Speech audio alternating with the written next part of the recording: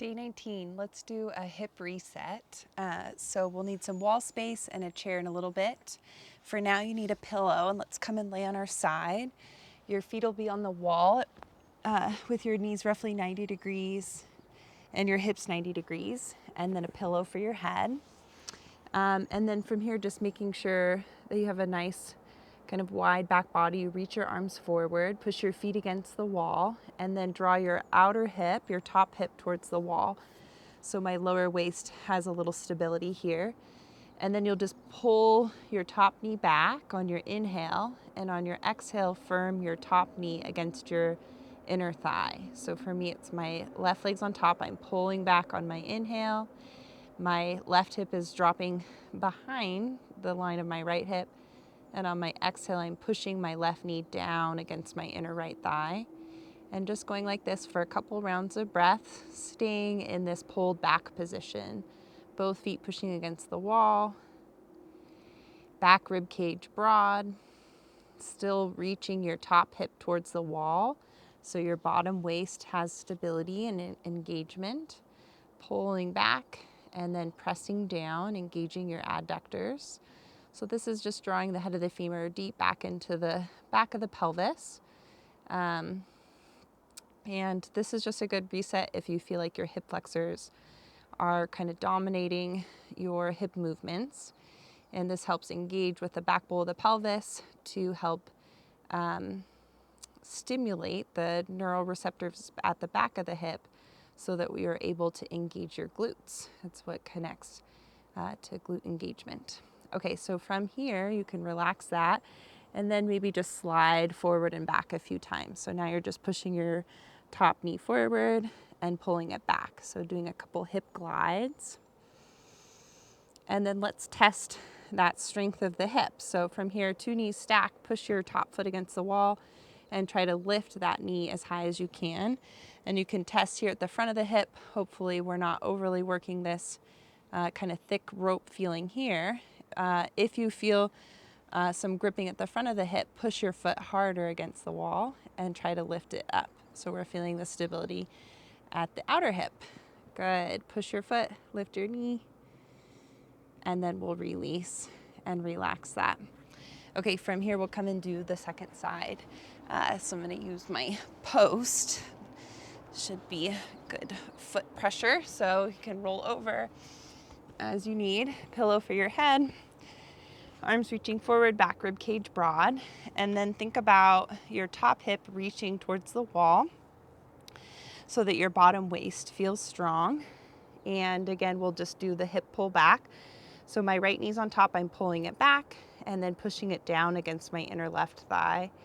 Pulling back on the inhale, pressing down on the exhale. And just staying here, trying to really get the head of the femur to draw deep back into the bowl of the pelvis. While taking slow, deep breaths, keep re-pushing your feet into the wall. For me, it's the railing here. And then again, inhale to pull back, exhale to push down, engaging the adductors. Adductors really help hold our femur in place where we want it, sitting balanced in the acetabulum in your hip joint. Okay, pulling back, exhale to push down. Taking a couple more breaths, continue to kind of reach forward with your arms, back rib cage broad, full smooth breathing.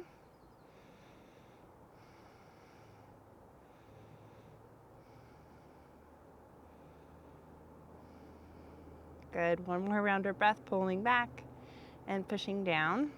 And then we'll come to neutral and do a couple glides. So you can reach your right knee as far forward as you can and then pull it back as far as you can, keeping stability between breastbone and pubic bone so that the back rib cage stays broad the whole time.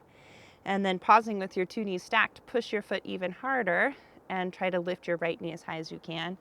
And just feeling for the front of the hip joint that there isn't that thick rope feeling, hopefully, but feeling some warmth at the back of the hip. As you push your right foot into the wall a little harder, try to lift your right knee up towards the ceiling. Good, one more breath. Okay, we'll release that. So that helps get the femur sitting back in the pelvis. Now let's come to downward facing dog. So you can take a variation of your choice. It's nice to, let's see, get that out of the way. To rock your hips a little bit back, spread your fingertips out wide, weight the pads of the fingertips, and then rock your weight forward and tuck your toes, reaching your hips up and back. Spread your toes out wide, take a little wiggle as you need, and really grow long through the sides of your waist. Good. See if you can lengthen out the back of your neck, and then maybe the feet come a little closer together and lift one leg high behind you. And really grow long through the lifted leg, keeping the opposite waist long as well. See if you can slow your breathing with this upside down feeling, and then we'll float that leg down and come to your second side. And again, reaching long. Opposite waist is still long. Good. Pads of your fingertips heavy. Calm breathing. It's a nice calf stretch too on the bottom leg as you reach up through the lifted leg. One more breath. And then float down and come and rest. Rest in a comfortable seat so you can sit back on your heels, add a block between your feet. You could also switch to cross-legged. And then we'll take our thumbs, tap them to your shoulder caps, bring your elbows together, up to the ceiling or towards the sky, out wide and down, and just take a couple big circles. And then circle back in the other direction.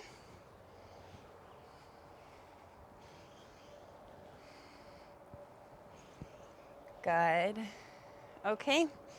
We're going to do one thing that's going to require some weight bearing in the knees now. So if you don't have a nice cushy mat, maybe open up a blanket for padding, and then we'll come down onto our belly into a Sphinx position. And this is just a good way to lengthen the hip flexors under load with some strength here. So starting in Sphinx, I want you to resist your pubic bone into the floor and maybe start to shorten the space between pubic bone and breast and belly button and breastbone. So we actually kind of resist the back bend. And then you can see if you can just come into the back bend just in the upper chest. So belly pulling a little bit away from the floor even as you bring your breastbone forward. And then we'll back away from that, so resisting the back bend. And from here, I want you to almost imagine like you're curling up through a cat-cow position. So forearms heavy, knees are heavy. You're trying to curl your tailbone towards the floor to lift your belly, your pubic bone, and then curl up vertebra by vertebra until you're in this plank position. And then just see if you can really lift and widen into your back body. And can you tuck your tailbone any more towards the floor, or shorten the space between pubic bone and belly button. So this is really happening from your anterior abdominal wall and really widening and broadening into the back body. Again, the hip flexors are potentially getting even a little length in this position. And then we'll just slowly set the pelvis down. Keep that engagement through the low belly as you come into the back bend in your upper back. Good, and we'll do one more. I'm wanting my elbows just a little closer to me. So engaging through the abdominals and then rolling up through the pelvis, through the lower back, through the mid back until you've come up. Good. And then keep breathing. Keep finding that strength and stability in your front abdominal wall. Can you lift into your back body any amount more? And then we'll release and come back into Sphinx one more time. Good. And then we'll push up, use your hands for support. And now here's where we'll have a little fun and try our Copenhagen side plank. So you need a chair. My chair conveniently has some padding on it, but otherwise you could pad it with a blanket potentially. And I'm gonna lift my right leg first. So I have the chair here. I'm sitting on my left hip, and I'm gonna scoot real close so I can get my right knee hooked onto the chair. And then left elbow sturdy, Under my shoulder, left palm heavy. Move your rib cage away from the elbow. So we already get the shoulder blade set up. We're wanting to do most of the lifting with the lifted leg, but the bottom leg can help us as much as you need, okay? So think top leg heavy, and then lift yourself up. Maybe the bottom leg can be off the floor. Otherwise, you can keep it as a little booster. And just see how high can you get your hips. Restabilize your left shoulder blades wide across your back body. And I don't know about for you, but this gets spicy pretty quick for me. Try to hold it up as high as you can. Finding stability between pubic bone and breastbone, so not going into a back bend at all. Are you still breathing? Keep pushing down with your top leg to keep your pelvis high. Good. Can we stay for 2 more breaths? 1 more breath, and then just a slow, graceful transition back down. Good. And then let's do our second side. So I'm going to switch the chair over, but you can also just turn around. In your practice space, hooking the left shin on the chair, scooting nice and close, right elbow underneath right shoulder, move your rib cage away. And then already here, let's see, we want, the glutes pretty relaxed. Take a breath and then start to fine tune it, moving your rib cage away from your elbow, stability between breastbone and pubic bone. And then the left leg drives down to lift you up. And, make adjustments as you need. Right leg can be a kickstand, or you can hover it up off the floor for a little extra spice. I feel like I could lengthen my tailbone a little more towards the chair, stabilize a little more between breastbone and pubic bone. And then can you lift your hips any higher? Good. Keep breathing. Right shoulder blade wide. I know we hold this a little longer than we want to, but these good isometric contractions help us get just more familiar with this strength and stability. Holds our hip bone, our thigh bone in the hip socket. Okay, and then slowly, with control, lowering down.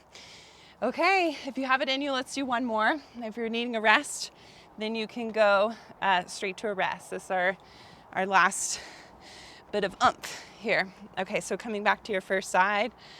Shin heavy, bottom leg can support you as much as you want. Shoulder blades wide across your upper back.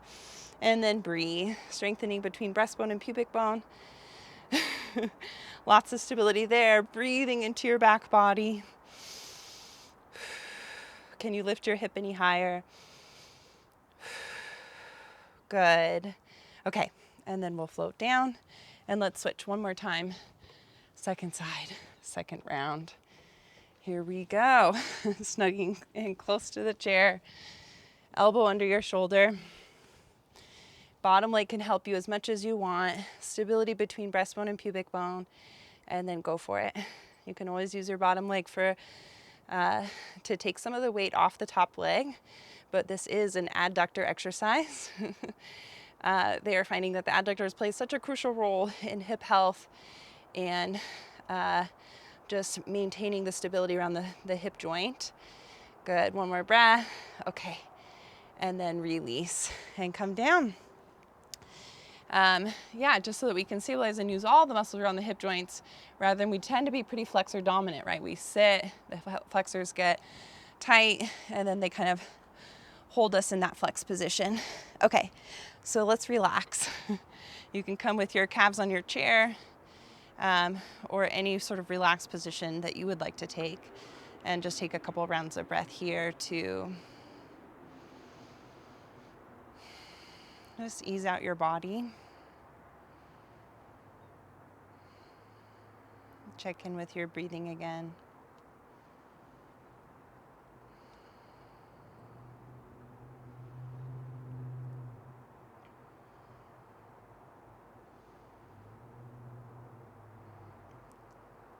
Good.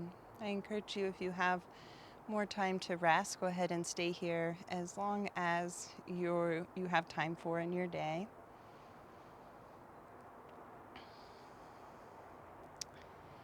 And otherwise, I just thank you so much for tuning in and practicing here with me today.